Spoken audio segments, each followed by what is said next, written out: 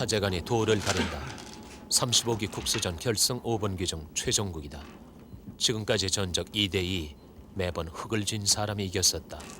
흙을 쥐게 된 조구단 예감이 좋은가 보다. 작은 바둑돌 하나의 무게가 벌써 1000근이나 되는 듯하다. 작년 제34기 국수전 때 이창호는 스승 조훈현을 이기고 국수 타이틀을 빼앗았다. 오늘의 대국은 조구단이 어린 제자에게 빼앗긴 국수위를 재탈환하려는 도전기였다. 어쩌면 이 대국이 조구단에겐 승부 인생 최대의 시련일지 모른다. 89년 싱가포르에서 있었던 제1기 응창기배 세계 프로 바둑 선수권전을 석권하고 그는 명실상부한 세계 바둑의 정상이었다. 그때 이창호도 스승의 영광을 함께 기뻐하며 꽃다발을 바쳤었다. 국내 최초의 내제자로 연희동 스승의 집에서 함께 살고 있을 때였다. 10살 어린 나이로 전주에 있는 고향집을 떠난 이창호는 스승의 집 2층 방에서 뼈골이 굵어진다. 수업은 한 달에 2~3번꼴로 이창호가 두었던 바둑을 몰아서 복귀해 강평을 받는 형식이었다. 89 KBS 바둑왕 타이틀 획득, 기네스북에 오를 일이었다. 여드름 투성이의 중학교 2학년 세계 최연소였다. 이어 이창호 태풍은 곧장 스승에게로 몰아닥쳤다. 내 제자 수업 5년 만에 당당한 스승의 맞스로 도전장을 던진 것이다. 100년에 한 명 나타날까 말까 하다는 천재 조훈현의 30년 공부를 이 소년은 어찌 그리 쉽게 돌파했는가. 이제는 형세가 바뀌어 스승이 제자의 타이틀을 빼앗기 위해 도전기를 치러야 한다. 다리를 떠는 버릇이 있는 조구단은 행마가 빠르고 경쾌하돼서 별명이 조제비. 스승과는 반대로 이창호의 바둑은 느리고 두텁다. 그래서 별명도 애늙은이 어린 강태공이다. 입단하면서부터 이창호는 한국기원의 미운 오리새끼였다. 어린 그를 선배 기사들은 누구나 거북해했다. 이겨봐야 본전이고 지면 망친살이었으니. 그러나 이젠 다르다. 이창호에게 누구보다 참담하게 허물어졌던 서봉수 구단. 그는 오늘도 이른 아침부터 한국기원에 나와 있다. 서봉수 구단이 하루 종일 밤늦게까지 지키고 있을 때가 있어요. 그날은 틀림없이 이창호 국수가 대국을 하는 날입니다. 끝날 때까지 지키고 있다 그 바둑을 꼭 같이 검토를 하는데 무서운 집념입니다. 이창호를 굉장히 연구를 하고 있어요. 그 결과 최근에 중요한 대국에서 도로 이창호 구단을 국수를 이기고 있는데 대국실의 긴장은 여전히 팽팽하기만 하다. 누구에게나 승부의 시간은 괴로운 법이다. 이창호의 끈기와 인내, 신중함은 일반의 상상을 초월한다. 소년이나 청년들은 대개가 사납게 공격하고 급하게 잡으러 가는데 이창호는 정반대인 것이다. 그의 끈기는 언제나 스승도 지치게 한다. 이미 스승보다 20분을 더 쓰고 있다. 기나긴 장고 끝에 이창호 구단이 돌 하나를 얻는데 무슨 뜻에서일까 조구단이 빙긋 웃는다. 이제 대국실의 시계도 1시를 가리키고 있다. 스승이 먼저 자리를 터는데 소녀는 미련이 남는다는 듯 바둑판을 한 번 더 들여다보고서야 따라 나서고. 여기 붙였어요. 교수님 가시죠. 먼저 가.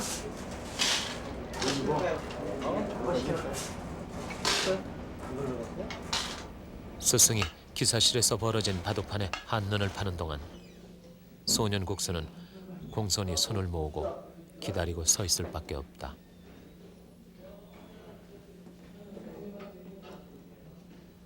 동아일보의 관전기자 정동식 사단이 소년의 딱한 시간을 구해준다. 어느새 뒤따라 나섰던 소년 국수의 아버지는 또 슬그머니 빠져버리고. 점심을 먹으러 가는 길이다. 음식점은 이미 정해져 있다.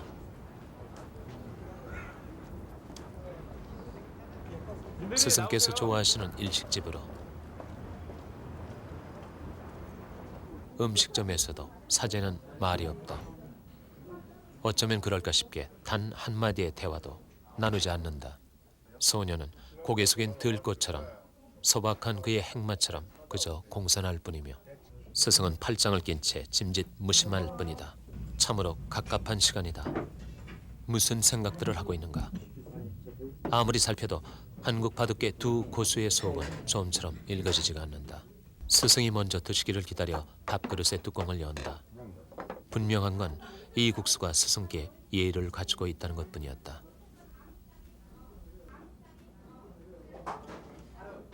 조 9단의 걸음은 그의 행마처럼 빠르다. 이 5단의 처신도 그의 바둑처럼 신중하고 겸손하다. 그래서 많은 사람들이 그의 천재를 대수롭지 않게 여기기 일쑤였다. 점심을 마치고 돌아온 두 사람이 또 다른 사람들의 바둑판에 눈을 준다. 그 잠깐 동안에도 두 사람의 머릿속에는 또 무수한 그림들이 그려지고 지워지고 할 것이다. 이번에도 소녀는 잊지도 않고 먼저 대국실에 들어가 스승을 기다리고 오후 대국을 1분 앞둔 시간 조 9단이 정확하게 대국실에 들어선다. 어쩌면 끈기란 겸손의 또 다른 표현일지도 모르겠다.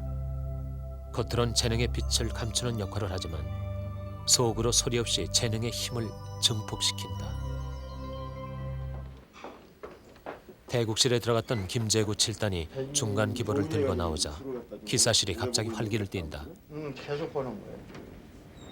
지금 여기까지 진행됐나요? 아니 그게 아니고 여기서 심각한 데라고 지금 이흙 자체가. 아직은 이창호 5단이 감탄할 만한 묘수를 드러내지 않고 있다. 그렇다. 많은 프로 기사들이 이창호의 강점은 중반 이후부터 나타나며 그의 종반 계산 능력은 가히 천하제일이라고 입을 모은다. 그렇다면 이제부터일 것이다. 그런데 그 신비의 궤동이 지금 몹시 졸리운 눈치이다. 어젯밤 잠을 졸인 데다 아침을 거르고 먹은 점심이 식곤증을 몰고 오는 모양이었다. 스승이 장고에 들어가 버리자 기다림의 천재 이창호의 고개도 그만 슬그머니 숙여지고 말았다. 졸고 있었던 것이다.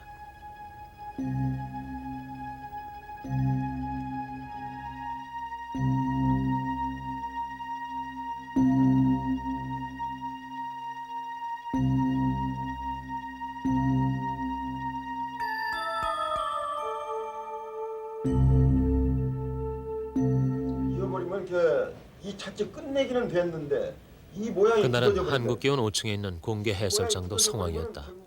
명곡을 보기 위해 입장료 5천 원씩을 낸 사람들이다. 들이 전부 다 없어져 버린다. 그러니까 요같이 제쳐 있는 것도 말하자면 때를 가려서 해야 한다. 시기를 가려서 해야 한다. 오후 5시 10분 이번엔 졸음을 떨친 이창호 5단이 장고에 들어가 버린다.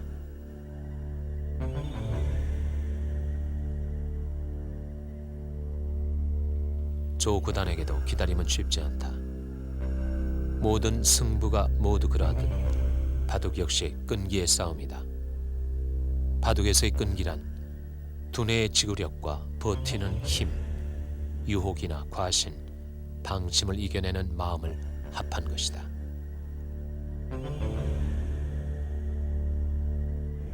모든 싸움이 모두 그러하듯 바둑 역시 결국엔 자기 자신과의 싸움이 되고 마는 것이다. 천하 대세의 흐름과 단 한 집의 변동을 똑같이 귀중히 여기는 강인한 승부 호흡을 끝끝내 잃지 말아야 한다.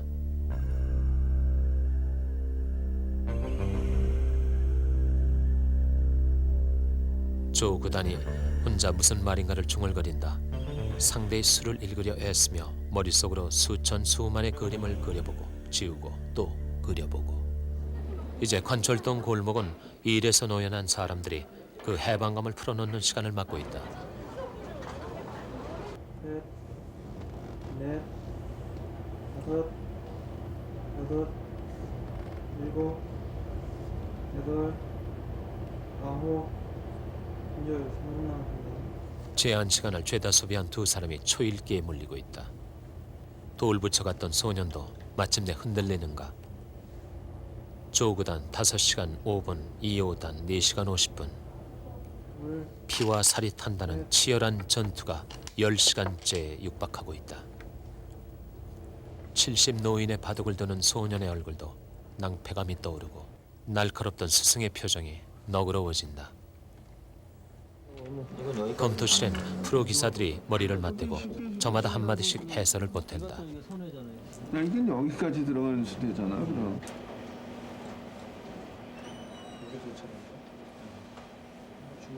아니 근데 이글통 의미는 이건 수상전 이거 그 광경을 넘겨다보던 이재룡 씨가 타는 속을 이기지 못해 일어나 버리고 이창호 시대의 화려한 개막이냐 아니면 조훈현의 짓밟힌 자존심 회복이냐 사람들이 이 한판에 유독 열을 올리는 까닭은 너무나도 자명하다. 독야 청청하던 스승을 이긴 어린 제자와 제자에게 무너진 스승. 드라마틱한 것이다. 사제의 혈투는 12시간에 육박해가고 이제 판은 거의 끝나가고 있다.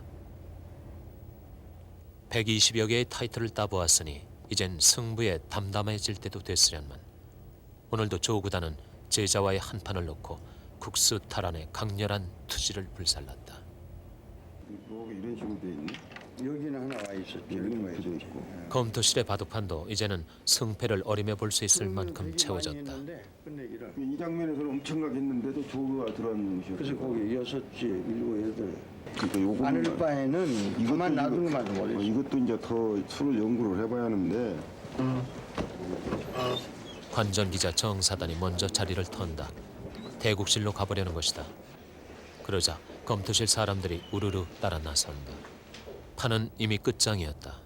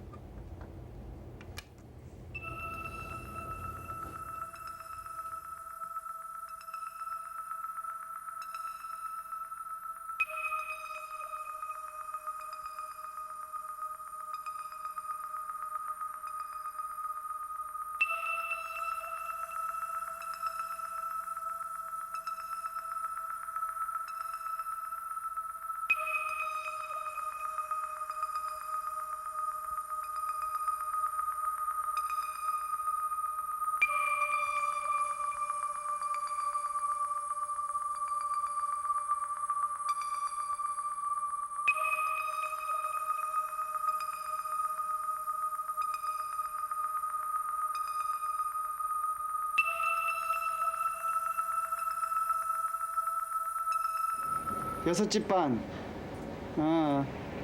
243수야.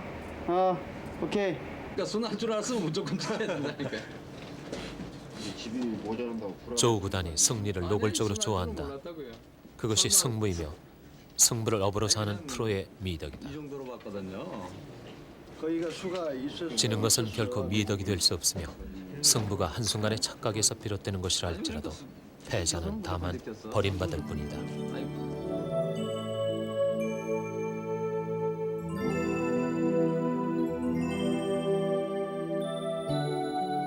이제 사람들은 패배한 이창호 5단에게서 진작에 그에게 바쳤던 찬사를 얼마쯤 거두어 가버릴 것이다. 이기는 것은 언제나 기쁨이 된다. 더구나 제자에게 진 스승의 그 통렬한 아픔을 맛볼 대로 다 맛본 끝이었다. 그러나 조 구단은 지금 다만 기쁘기만 한 것일까? 내 제자 시절 스승으로부터 무수히 들어온 말이 있다. 제자는 스승을 이기는 것만이 참된 보답이다.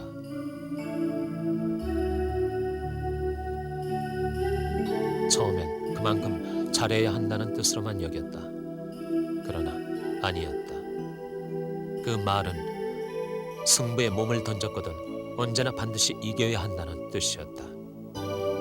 반드시 이겨야 한다는 말의 가장 강렬한 표현이었다. 승부사의 패배엔 슬퍼의 볼 여지도 남지 않는다.